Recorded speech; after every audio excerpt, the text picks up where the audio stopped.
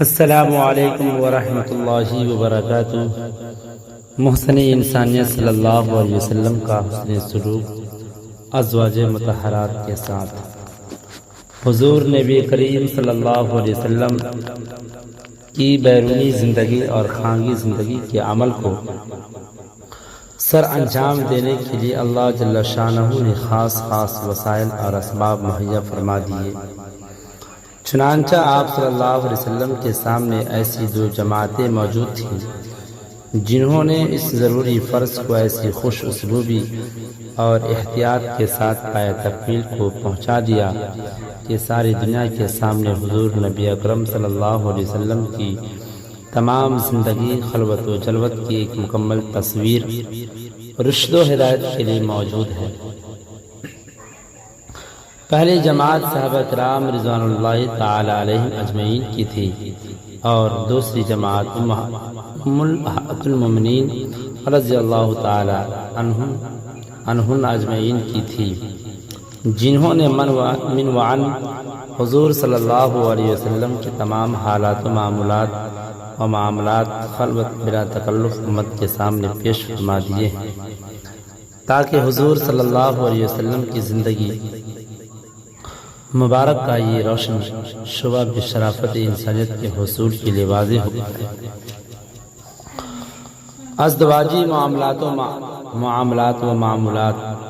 آپ ازواج مطہرات کے حقوق میں پوری مساوات و عدل ملحوظ رکھتے تھے، کسی طرح کا فرق نہ کرتے تھے۔ رہی محبت تو آپ صلی اللہ علیہ وسلم فرمایا کرتے تھے، یا اللہ، جس کا مجھے اختیار ہے اس کی تقسیم تو میں نے مساوی طور پر کر دی، لیکن جو بات میرے بس میں نہیں ہے اس پر مجھے ملامت نہ کیجیے گا۔ اختیاری چیز سے مراد معاملات و معاشرت، غیر اختیاری بات سے مراد محبت و میلان طبع۔ نبی کریم صلی اللہ علیہ وسلم نے طلاق بھی دی لیکن پھر رجوع فرما لیا۔ 1 ماہ تک ازواج مطہرات سے ایلا بھی کیا تھا۔ ایلا کے معنی ہے کچھ مدت تک علیحدگی بغیر طلاق کے۔ آپ کے ازواج تعلقات حسن معاشرت اور اخلاق کا اعلیٰ نمونہ تھے۔ حضرت عائشہ صدیقہ رضی اللہ تعالی عنہا کے زانوں سے ٹیک بھی لگا لیتے اور اسی حالت میں قرآن کی تلاوت بھی فرماتے۔ کبھی ایسا بھی ہوتا کہ وہ ایام سے ہوتی مگر آپ ان کی طرف التفات فرماتے۔ ایسا بھی ہوتا کہ بحالت صوم تقبیل کرتے۔ یہ سب آپ کے ازواج مطہرات کے ساتھ حسن اخلاق اور لطف و کرم کا نتیجہ تھا۔ جب آپ سفر کا ارادہ کرتے تو ازواج مطہرات کے درمیان قرعہ ڈالتے، جس کے نام کا قرعہ نکل آتا وہی ساتھ جاتی، پھر کسی کے لیے کوئی عذر نہ رہ جاتا تھا۔ جمہور کا بھی یہی مسلک ہے۔ نبی کریم صلی اللہ علیہ وسلم فرمایا کرتے تھے کہ تم میں سب سے بہتر وہ ہے جو اپنے اہل خانہ کے ساتھ سب سے بہتر سلوک کرتا ہو، اور میں اپنے اہل خانہ کے ساتھ تم سب سے بہتر سلوک کرتا ہوں۔ جب آپ نماز عصر پڑھ لیتے تو تمام ازواج مطہرات کے گھروں میں روزانہ تشریف لے جاتے، ان کے پاس بیٹھتے، ان کے حالات معلوم کرتے۔ جب رات ہوتی تو وہاں تشریف لے جاتے، جہاں پاری ہوتی شب وہیں بسر کرتے۔ حضرت عائشہ صدیقہ رضی اللہ تعالی فرماتی ہے کہ آپ باری کی اتنی پابندی فرماتے، کبھی ہم میں کسی کو کسی پر ترجیح نہ دیتے، اور ایسا شاذ و نادر ہی ہوتا کہ آپ سب ازواج مطہرات سے کہ جہاں روزانہ تشریف نہ لے گئے ہوں۔ ایک بار صفیہ رضی اللہ تعالی عنہ نے حضرت عائشہ رضی اللہ تعالی عنہ سے کہا کہ اگر تم نبی کریم صلی اللہ علیہ وسلم کو مجھ سے راضی کر دو تو اپنی باری تم کو بخش دوں گی۔ انہوں نے کہا کہ اچھی بات ہے۔ چنانچہ صفیہ کی باری کے دن عائشہ آپ کے پاس حاضر ہوئی۔ آپ نے فرمایا، عائشہ تم کیسے آ گئی؟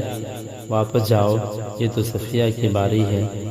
انہوں نے جواب دیا، اللہ تعالیٰ کا فضل ہے کہ جسے چاہتا ہے دیتا ہے، اور سارا واقعہ عرض کر دیا۔ نبی کریم صلی اللہ علیہ وسلم صفیہ سے خوش ہو گئے۔ نبی کریم صلی اللہ علیہ وسلم رات کے آخری اور پہلے ہر حصہ میں ازواج مطہرات کے پاس جایا کرتے تھے۔ آپ کبھی غسل فرما کر سوتے اور کبھی وضو کر کے سوتے۔ نبی کریم صلی اللہ علیہ وسلم انصار کی لڑکیوں کو حضرت عائشہ کے پاس کھیلنے کو بلایا کرتے تھے اور جائز امور میں آپ بھی ان کے ساتھ ہو جاتے، اور حضرت عائشہ رضی اللہ تعالیٰ عنہ پانی پیتی تو آپ ان کے ہاتھ سے پیالہ لے کر وہیں لب مبارک لگا لیتے جہاں سے انہوں نے پیا تھا، اور جب وہ ہڈی پر سے گوشت کھاتی تو آپ وہ ہڈی جس پر گوشت ہوتا لے کر وہاں منہ لگاتے جہاں سے حضرت عائشہ رضی اللہ عنہا نے کھایا تھا۔ ایک دفعہ کا ذکر ہے کہ حضور صلی اللہ علیہ وسلم حضرت عائشہ کے ساتھ مسابقت فرمائی اور ایک دوسرے کے ساتھ دوڑے۔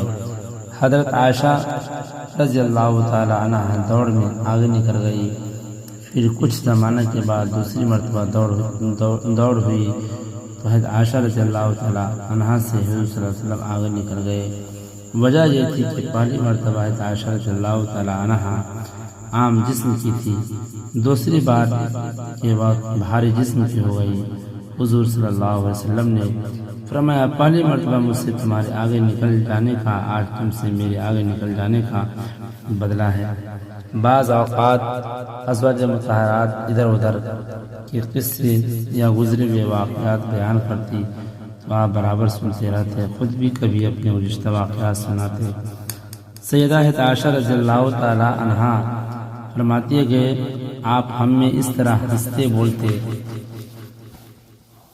بیٹھے رہتے تھے کہ معلوم ہی نہ ہوتا کوئی اولو العزم نبی ہے، لیکن جب کوئی دینی بات ہوتی یا نماز کا وقت آ جاتا تو ایسا معلوم ہوتا کہ آپ وہ آدمی ہی نہیں ہیں، آپ وہ نبی ہی نہیں ہے۔ کھانے پینے میں ازواج مطہرات کو کوئی روک ٹوک نہیں تھی، جو چاہتی کھاتی، جو چاہتی پہنتی۔ ہر چند عسرت کی وجہ سے اچھا کھانا میسر نہ آتا، اہل بیت کے لیے سونے چاندی کے زیور پسند نہ فرماتے۔ اس زمانہ میں ہاتھی دانت کے زیوروں کا رواج تھا، آپ اس قسم کے زیور پہننے کا حکم دیتے۔ بیویوں کا پاک صاف رہنا پسند فرماتے، بیویوں پر لان تان نہ کرتے، نہ ان سے سخت اور درست لہجہ میں گفتگو کرتے۔ اگر کوئی بات ناگوار خاطر ہوتی تو التفات میں کمی کر دیتے۔ حضرت عائشہ رضی اللہ تعالیٰ عنہ فرماتی ہیں جب حضور صلی اللہ علیہ وسلم گھر کے اندر تشریف لاتے تو نہایت خندہ پیشانی کے ساتھ مسکراتے ہوئے داخل ہوتے۔ وما علینا الا البلاغ۔